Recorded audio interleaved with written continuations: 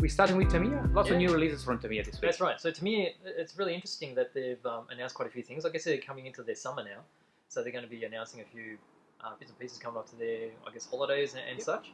So you'll see up on the screen that they had the Campus Friends set, which was around in the 80s, and I guess it's pretty obvious. You look at the clothing, it's sort of 80s, the poses, they're interesting, but looks a bit dated. So they've got the new set now. So set number 2, which you just see some of the painted samples there on the right-hand side.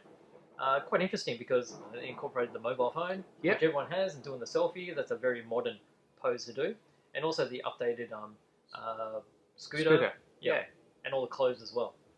Very, very nice. So just perfect for dioramas. Yes, that's right. Particularly with cars, 1/24 scale. Will come handy for one of the next competitions, perhaps. Yes. One more. 2020 limited edition, this one? Yes, that's really nice. So last year, TAMIYA released the 48 scale Lockheed Lightning. Beautiful, it's quite a large kit, super detail, really nicely fitting. And this is a limited edition version to make the, what's this one again? The H, isn't it? I think? H, yes. Yes, so there's another sheet of new parts for the, I think the superchargers and plumbing around there. The machine guns, they're slightly different orientation. The undercarriage got quite a few differences, and the cockpit cowl inside the cockpit itself is different too. So quite a few differences. Yeah. Very nice. So, okay. So some armor now. Yep, that's quite interesting. So you got the Marder 1. So Marder 1 was a self-propelled artillery piece. Yep. So before they started putting guns onto tracked vehicles, they used to just push these around and drag them around with trucks. Right. Wow. And so after they went into France, they had a whole heap of French tanks and such. Right. And at the time, they were quite armoured. Right. So they had machine guns and things on them. So they thought, well, let's stick it on a big gun. Yeah. Off we go. So that's how the Marder series started. So this is the Marder 1. And then throughout the war, different versions. Marder 2, Marder 3. Very good. Yep. Next one is another 35th scale tank, the Panzer IV-F. Yes. So this is just like the Marder 1. It's sort of early war. Right. So this one's early as well. So started World War II, probably just into it.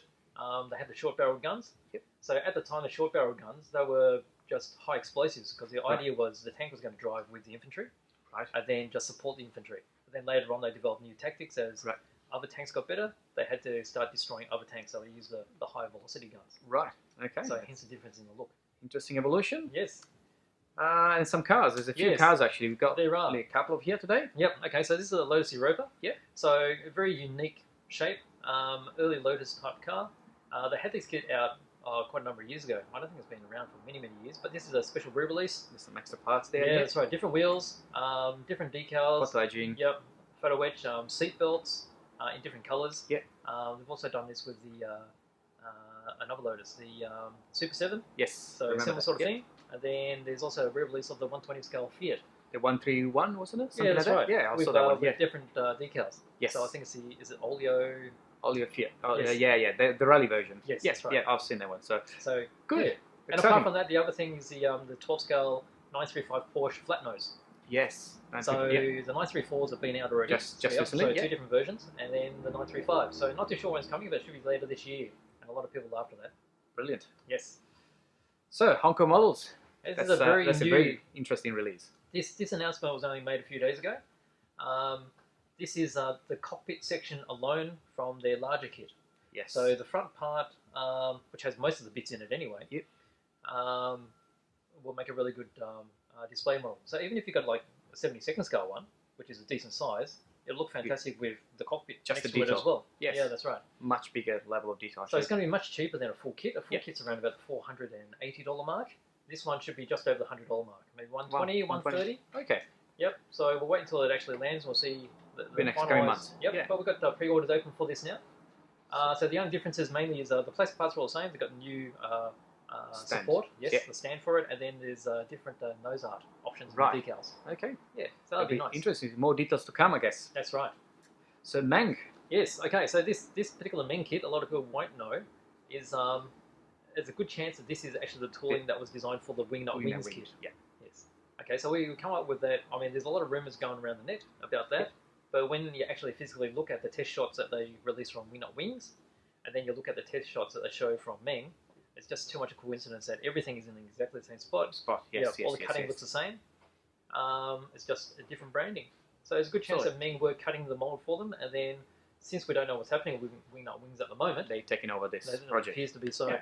Yeah. Very good. Great So- to see that the project is not lost at least. No, that's right, and hopefully there'll be more coming in the future as well. Yeah, so that's up for pre-orders now as well.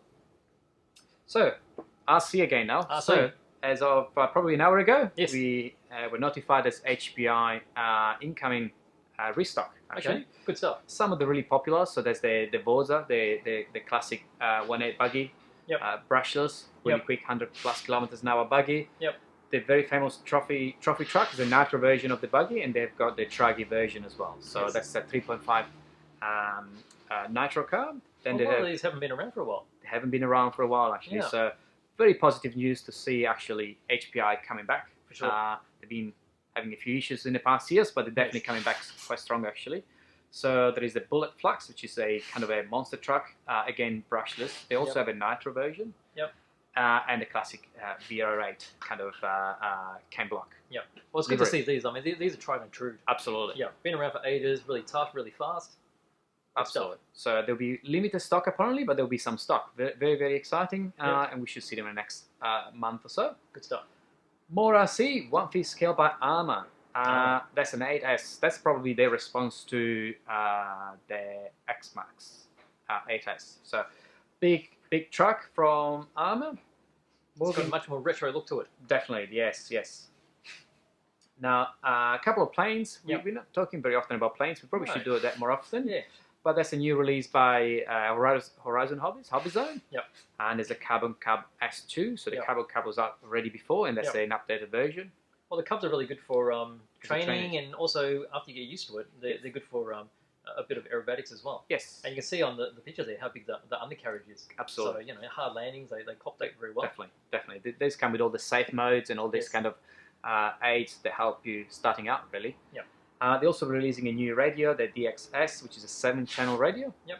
which does have all the new technology to connect your radio directly to the plane and having some more telemetry and ability of checking battery voltages and things like that. So Yep. that's quite a bit of development in that area. Makes it a lot easier, doesn't it? Absolutely.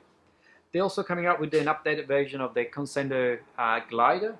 There's a 3 or 4S glider, 1.5 meter wingspan, Yep. with folding prop. Then again, a different style of plane, but that's also quite nice. Well, 3 to 4S, that'll be quite powerful. They'll be very powerful. Yeah, they'll be high speed, I think. Yes, definitely. And last one for today is a BBR F8 Spider in refractive white. Yes, Is that different to this? perhaps it is. Who knows? Who knows? Yeah. So this came in just last night, actually. Right. So and it's in reflective white. Reflective white. We'll see. Okay. We'll see.